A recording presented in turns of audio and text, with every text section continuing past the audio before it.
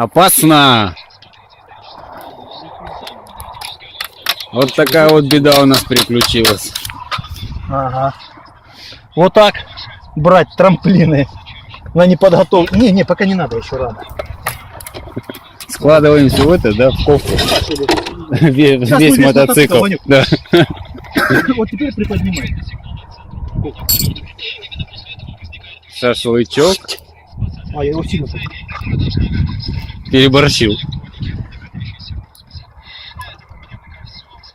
Оторвался амортизатор.